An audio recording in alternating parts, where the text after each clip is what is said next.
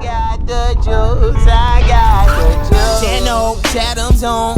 Foolies glad I'm home. Even my haters kinda glad I'm on. Rest in peace to my bag. Hey, what's happening, guys? Best NHL Clips here, and today I am back to tell you guys another story. But before we get into it, I just want to say happy fucking New Year's, boys. Hopefully you guys party hard and were safe. Hopefully you guys had a great New Year's, and hopefully you are going to do great things this year. So other than that, I've been gone out at my cottage and just partying hard with the boys for the last week. So that's where I've been kind of taking a little bit of a rest from YouTube, from school, from life, and just sitting down with a cold beer in my hand and relaxing during this Canadian winter. So other than that, time to get into the story, boys. So this story is actually really fucked up, like extremely fucked up. And it happened about 6 years ago when I was in grade 9, and it happened on a school field trip. The field trip we were on was for my art class, and what we were doing was we were going to an art museum up in Toronto, and then they allowed us to go to the Eaton Centre, which is a huge, like 5-story mall in downtown Toronto afterwards, and basically just chill out there for about 3 hours. So everybody was pumped for that. We got to take a coach bus up, and we went to the art museum, which actually ended up being really fucking cool. And we got to basically just free roam around the art museum for about 3 hours, and then we all got back in the bus, and we went to the Eaton Centre, this big mall in Toronto, and when they let us out, they said, all right, we're gonna meet back here in exactly 3 hours, or maybe it was 4, I'm not sure. So everybody went off and did their own thing. I got my group of friends, and we all went off in our separate directions, and it was pretty sweet because it was all, you know, our grade 9 year, so it was our first year out of public school, so it was pretty cool to have that free range of motion to go wherever you want and do whatever you want during school hours. So as the day goes on, we all do our shopping and hang out in the mall and all that good stuff, and it's getting to the time where we gotta meet back up at our designated spot so we can all get on the bus and go home. So me and my friends were trying to figure out how we get back there because this is such a big mall. So we start getting on the escalators,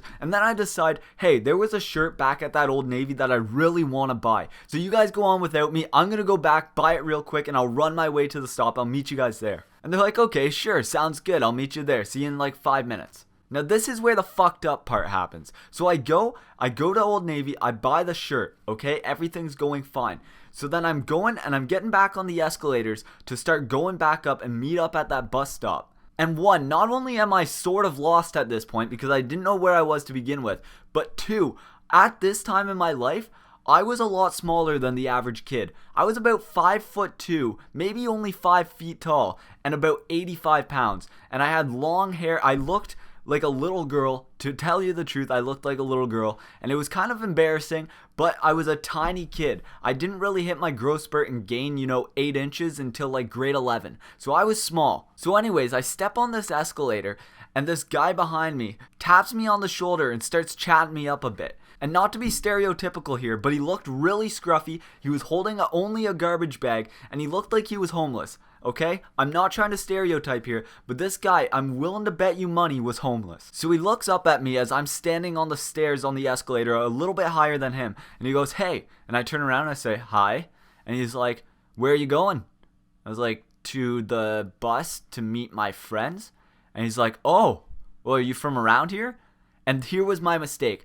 I said no. Okay, I told the guy, no, I'm actually from Kingston. I'm here on a school field trip. And I don't know if this triggered him to do this, but I don't know if it was just my stupid mistake or this guy being a fucked up weirdo, but then he did this. So he goes, oh, okay. And I turn around and I start doing my own thing.